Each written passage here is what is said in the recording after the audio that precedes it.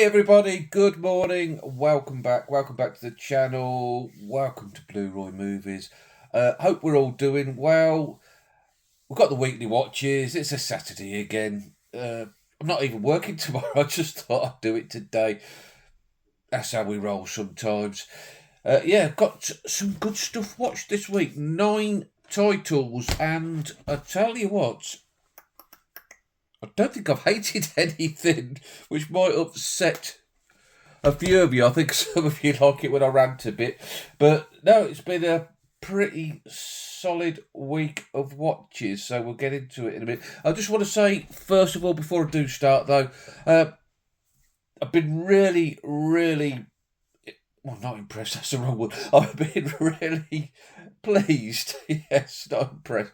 I've been pleased with just how like the weekly watches have been going recently, how you guys have got involved, and it makes it all worth doing. I've been loving the comments and replying to them, and you do keep me busy some weeks, which is a good thing. Yeah, I've been had some new people recently, which is very good. Always nice to see. So again, like if you watch these videos and you're not subscribed and you don't comment on them, just drop me a line down below. Just say hi because I'm loving the interaction. What you guys think of what I'm watching, recommendations and all that. It's just all good stuff, and the reason why I do this. So yeah, get involved, folks. Right, let's get on with it.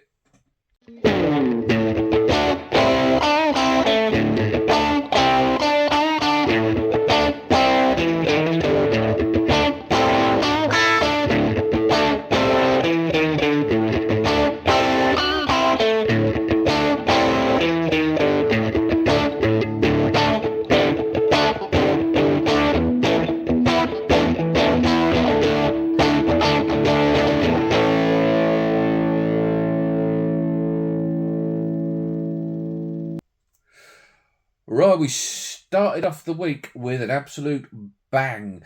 Two for the Road, 1967, directed by Stanley Donen, starring the beautiful Audrey Hepburn and Albert Finney, who's an actor who's just growing on me more and more. I seem to be watching an Albert Finney film every week, and every time I watch one, I just love Finney more. Such a great actor the guy was. Yeah, Two for the Road on the Eureka Masters of Cinema series. And I tell you what, it's just a certificate of greatness itself, the Eureka Masters of Cinema. I've got loads of them up here. I've got shelves and shelves for people maybe new to the channel who don't know. I've got like 200 odd spine numbers of them. And it takes me a while to get to them sometimes, but just when I do, it just makes me realise why I collect them, because again, this is just such a worthy addition to the collection. Two for the Road. It's all about Hepburn and Finney, and they're this married couple, and the film charts their relationships through different driving experiences through the south of France, through the years of their relationship. Sometimes they're for holidays, sometimes they're on business, but with each different trip they're making, you can see the differences in their relationships, and it's just an absolutely funny at places. I'll not say heartbreaking, but sort of gets you there in places, because their relationship goes through some pits and troughs like a lot of relationships do. There's some great adventures they have. One of them, which was my favourite one, I think, is where they go on holiday with friends, these couple with their child, and the child is so bloody annoying. You want to slap him, and you can see Finney and particularly Hepburn wants to slap this kid, and the parents, they just model coddle this horrible little child as they say, oh, that's the way we're parenting our kid, and it's quite hilarious. Yeah, really good film. Really enjoyed it.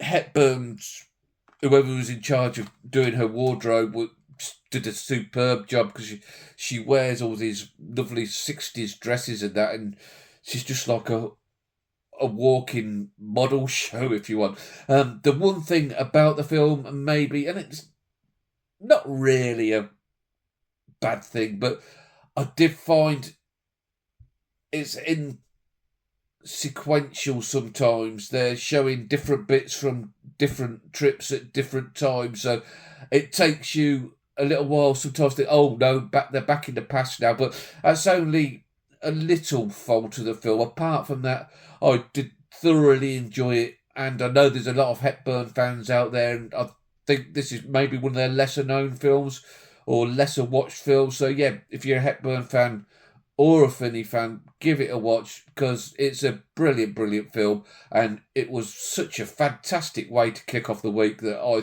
thoroughly enjoyed. Two for the Road. And to follow up Two for the Road, we went for The Fallen, The Fallen Idol, which is from 1948, directed by Carol Reed. And what a run Carol Reed was on. Back to back, he did this, The Third Man and Odd Man Out. There's been a better three films from a director, maybe Hitchcock, something like that. But wow, that's some benchmark. This stars Ralph Richardson, fantastic as usual. Ralph Richardson, Michelle Morgan, Sonia Dresdale, Jack Hawkins, the brilliant Jack Hawkins, Dandy Nichols, who you might know as Alf Garnett's wife from the television sitcoms. Bernard Lee is in there shortly from the Bond films. And yes, what another great film. I know Stuart's a big fan of this, and it's taken me years and years, and it's been on the shelf for a while, and I'm just really glad I finally got it to it. The brilliant Ralph Richardson, he plays this sort of valet type butler character in this foreign embassy, and his wife, also played by Sonia Dresdale, she works there, and oh god, she gives him a hard time. She's such a nagging wife, such a horrible character. And Richardson, he's fallen in love with this beautiful girl played by Michelle Morgan, and they're planning to go away together, make a new life together. He's going to leave his job at the embassy and start all over again. Anyway, his wife finds out, and they have an argument, and by accident she falls over this like balcony and breaks her neck and kills herself, and it's all fingers are pointing that Ralph Richardson has killed his wife in order to run away with his mistress. The only witness to the argument was a little 12-year-old boy who lives there. He's like the son of the ambassador who's away on business at the moment, and Richardson and Morgan are sort of like saying to him, don't tell the police that they had an argument, that sort of thing. And yeah, then it's all about the police investigation headed up by Jack Hawkins, who's a brilliant detective, who plays a good detective who's trying to get to the bottom of the case. Yeah, great noir. It is a noirish film. I think it's described as noir, but I always think of noirs really as American fare. That's what's noirish to me. But I know this is classed as one. That might be like a controversial take, but I don't look at these British films as noirs. I look at them just like English murder mystery type things. Yeah, good film. Glad I got onto it. Like I say, it's taken a while, but it's done now. The Fallen Idol. Yeah, great film. And next up from 2018, Overlord, directed by Jules Avery. Now this stars Joe Adepo, Wyatt Russell, and Pilar Aspel, which I'm not sure whether I've said that right, but there you go. That's what we'll go for. And this is probably the film that I've enjoyed the least this week, but I still did kind of enjoy it overall. Now, it's a rewatch, and I pretty much thought about it what I thought when I originally watched it back in the day. 2018, 7 years old. Where do the years go? It doesn't seem like 7 years since I watched this. I absolutely love sort of like the first two thirds where these guys are launching this mission ahead of D-Day to take out a radio transmitter in a church or also on top of a church. I love the airborne American forces, and I love that bit where they're trying to fly over the channel and being attacked with the fighters and the flak and all that, and they're terrified, like obviously you would be. I couldn't imagine myself in the situation that these guys went through in World War Two. You know, whether I could do it, I suppose you'd have to do it, but Christ Almighty, what these guys went through, and them landing and trying to find a safe place. I loved all that. I think they did that very well, and then I'm sure like it's not really a spoiler because I think everybody's aware of this film. Then it turns into a sort of zombie flick where it's just takes me out of the film. I think the war bit is done so really well that it just didn't need for me to go in that route. Now I know a lot of people do enjoy that aspect of it, but I do like these old fashion type war films. For me, it was a bit of a throwback to these old war films at the time. So, yeah, um, Wyatt Russell, I loved his performance. He played this really tough corporal type guy, and they managed to kidnap the German commander, played by Pilal Royce, Asbiel, whatever his name is. And yeah, they torture him and try and get information out of him. And then, like, the other soldiers are saying to him, like, is this right we're doing to this guy? And we're saying it's part, we need to do this for the mission. Yeah, if it kept on without the zombies, I think it could have been quite a favourite of mine. But don't get me wrong, I still enjoyed it. It was still a good time. Overlord, yeah, it's all right. It's all right. I probably would watch it again in the future, probably in another 7 years.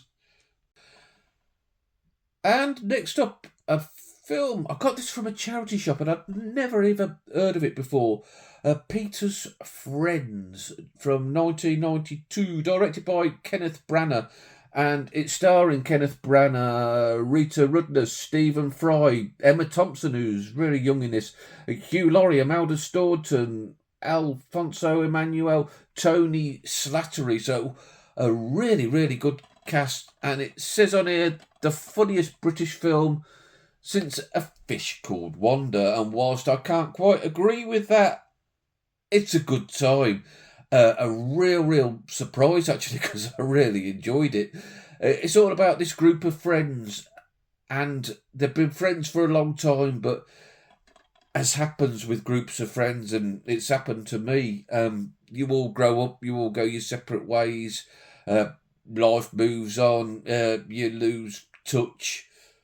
But after, I think it's 10 years, they sort of get themselves back together at Hugh Laurie's, sorry, at Stephen Fry's country mansion that is inherited from his father. And they are planning to see in the new year together. And as with a lot of friends, you find out how their lives have progressed, how good points and bad points, and how they're struggling and enjoying life. Just run you through the characters. This lady here who seems to be sort of like a serial wife, serial husband snatcher. She keeps having affairs with married men, and she's having an affair with Tony Slattery's character, who's an absolute bloody drip. He's a bloody idiot. Then you've got Hugh Laurie. He's married to Imelda Staunton, and they had twins, and one of them died. So she's now got anxiety issues about leaving the surviving twin with the nanny while they go away for this weekend. You've got Kenneth Branagh. Kenneth Branagh's just brilliant in everything. What a great actor. He's married to this American woman who's sort of like a soap star back in America, and she's a proper lovey type character. Then you've got Emma Thompson, who is infatuated with Stephen Fry and trying to get off with him, but he's batting from the other batting for the other side, if you like. Yeah, great, light-hearted comedy, and I can really recommend it. And like I said, I'd never heard of it, so it's probably maybe just me that's not heard of it. It's probably just one that's passed me by. So if you do know this film, let me know in the comments down below. Yeah, good time, and I recommend it. Peter's Friend. And next, from 1973, it's Lady Snowblood, directed by Toshiya Fujita, starring the marvellous Meiko Kaji. I love this actress, she's brilliant. She was in all the Scorpion, Prisoner. I can never remember the full title of it. Let me have a look, hang on, because I need to know now. She was in the Female Prisoner Scorpion quadrilogy that is also out on Arrow, which is a brilliant, brilliant quadrilogy of Japanese 70s cinema. And this one is equally as good, if not might be even a little bit better than those ones. Lady Snowblood, the film that influenced Tarantino with Kill Bill, and you can see Kill Bill running all through this film. Lady Snowblood, she's so familiar with the character. Is it Oshi Ren in Kill Bill Volume 1? Great revenge film. It's all about the main character's family. They were tortured. The father was killed. The mum was tortured by this group of 4 hoods in Japan. I think it's like the 18th century or something like that. Tortured so that they can bribe this community out of all their money. And the mum has this child just so that she has somebody that can take revenge on these people later in life. And the mum dies in childbirth. And yeah, like I said, just a great revenge film. There's blood everywhere. There's some fantastic action. Just great stuff. It's one you don't have to think very hard about. Just enjoy it. And I need to watch the sequel. There's a sequel which is also on this Arrow edition, which unfortunately long out of print. It's going to cost you a pretty penny if you want to watch it. What's the sequel called? Lady Snowblood, Love Song of Vengeance. I think that's the sequel, Love Song of Vengeance, which I'm looking forward to giving a watch now.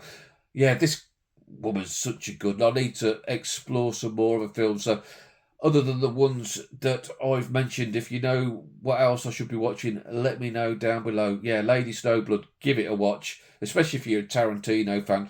The score as well, very Kill Bill as well. Yeah, brilliant stuff.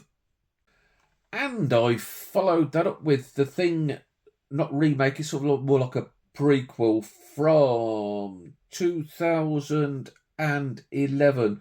Directed by, and my God, these names are challenging me today. Right, directed by Matthias van Huizinga.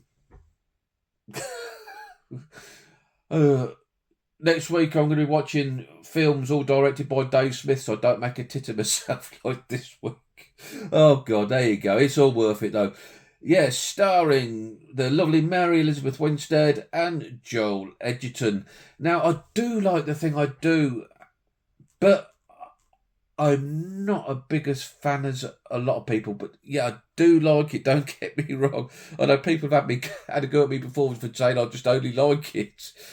So yeah, this is the sequel, the prequel, set immediately before you see the opening of the Carpenter thing.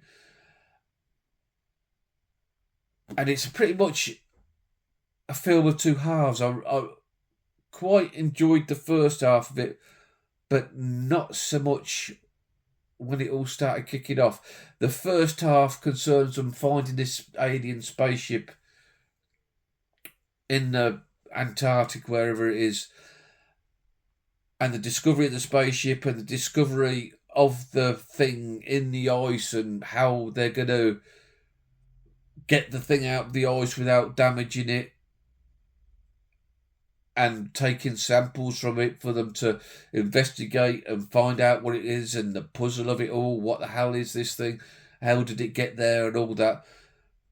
And then it wakes up as an ice block defrosts and all hell breaks loose. And it's, yeah, pretty much then a copy and paste of the first film, of how it's picking everybody off and the paranoia, and they don't know who's infected and who's not infected, and how they're going to work out who they can trust, that sort of thing. The first one, I think it's famous for its practical effects, and to this day, how good they look, how frightening they look. But this is just all CGI and bad CGI. It just looks like a mess and takes you out of the film. Like how something can regress so far from 1970s to 2011. Like, are we really progressing in our technology of these films? Or are we regressing? Like I say, for me, I think we've gone backwards, because the Carpenter film, that is the best part of it. Like the monster designs, and it's the worst part of this film. It's all right. It's watchable. I'm not going to crap on it, because I did enjoy watching the film, but like I say, not a patch on the original, and what I'm not a huge fan of. Like I say, sorry guys, like don't hate on me, but yeah, it was all right. It killed an hour and 40 minutes or whatever. Next up was the second, pardon the pun, but a second big noise pleasant shock of the week, with A Shock to the System, another film I'd never heard about until I discovered a copy in CX for £6 a few weeks ago, starring the ever brilliant Michael Caine, Elizabeth McGovern, who, gosh, she's really pretty in this, Peter Riger, who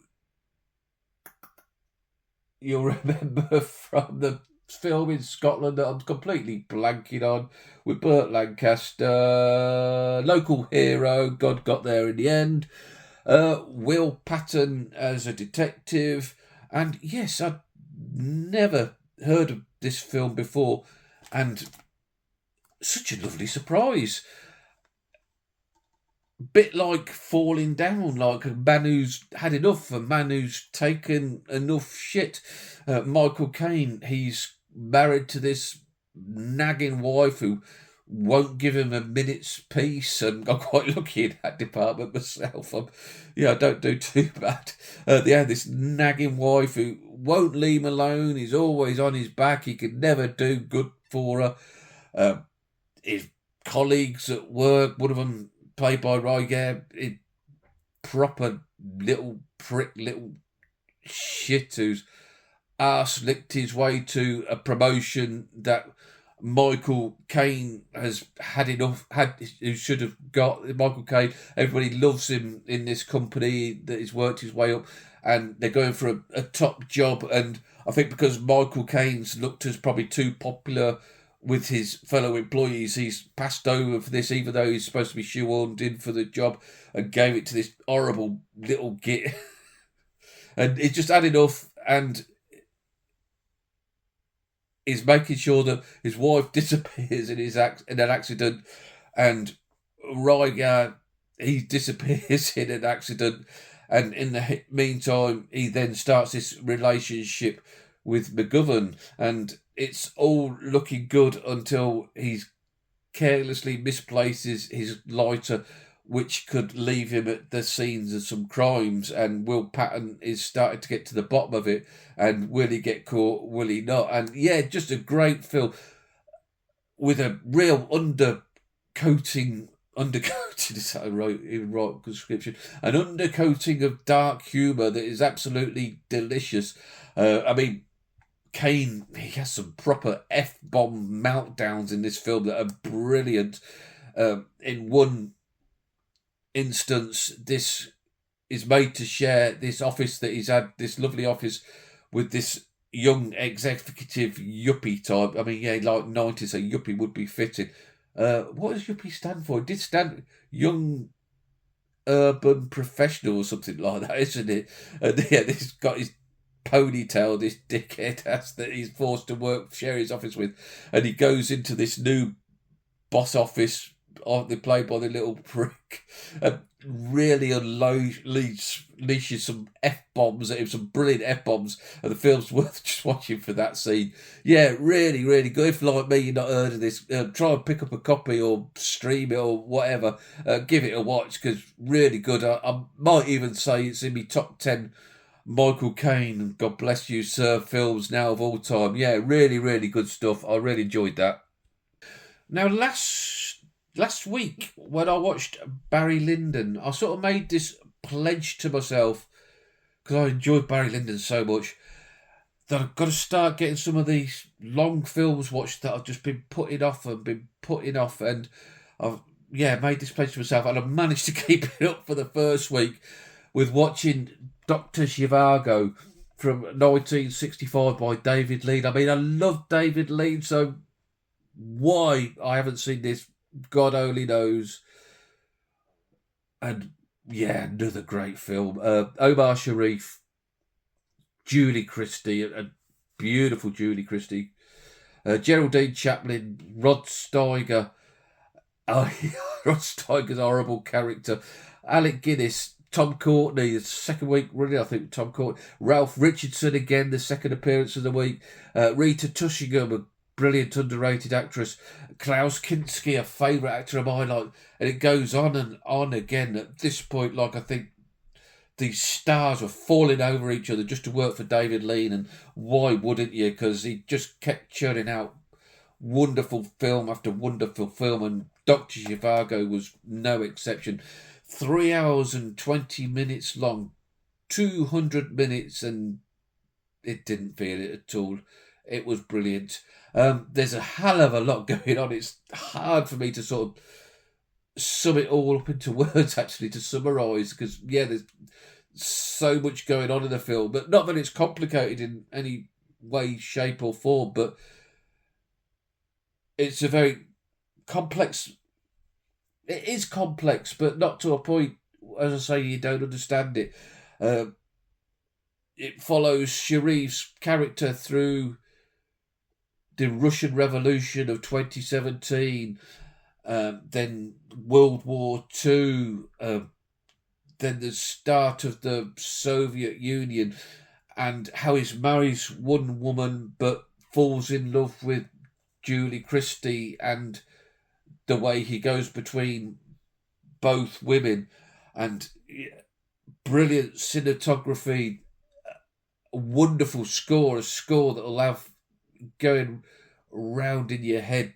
And like I say, difficult to sum up in words. Actually, I'm struggling a bit. It's more a film you've just got to watch for yourself and experience. I'm probably not selling it too well, but trust me, it's fantastic. And Russia, such a foreboding place it looks in this film. It's dark and snowy and cold and looks such a difficult place to live. I mean, no wonder they're all miserable and drink vodka like it's Buxton water. I think I would if I lived there. Yeah, great film, and I wish I could have sold it to you a bit more, but I am struggling, but it is great. Just watch it if you haven't seen it like me, if you put it off because it's so long, because it is wonderful. And to round the week off and round it off in a spectacular fashion, I rewatched Destry Rides again from 1939, directed by George Marshall, starring maybe my favourite actor, James Stewart, maybe my favourite actress, Marlene Dietrich, Charles Willinger, Brian Donlevy. Brilliant western. This, I really enjoy it. A light-hearted western, if you like. So if you like your gritty westerns, it might not be for you. But if you want a bit of a laugh, this is the one for you. This is set in this town, this really wild town where it's not run by the sheriffs at all. It's run by the mayor and crooked businessmen, and it's real lawless place. If the sheriff stands up, then they usually end with untimely death, and this happens with the sheriff that's there at the moment. And the the crooked judge, he swears in like a town drunk, played by Winninger, to be the new sheriff, because they know they'll be able to pretty much walk all over him and just do what they want. But Winninger, he was friends with James Stewart's father back in the day.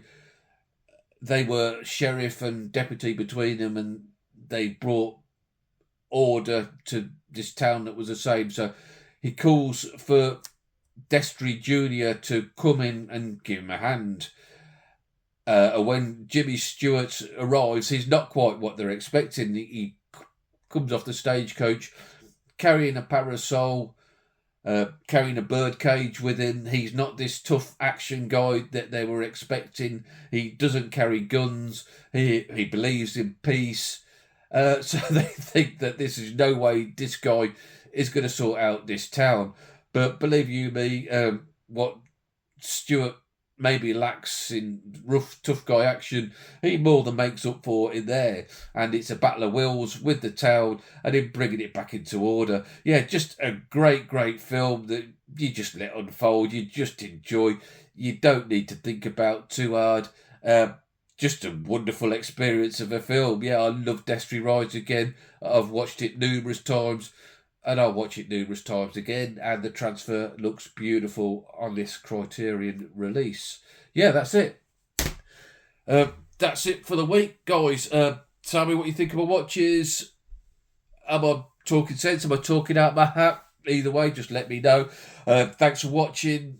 Give us a thumbs up if you like what I've done today. Maybe think about subscribing if you want to hear more of this nonsense. And I'll catch you all later. Ta-ra.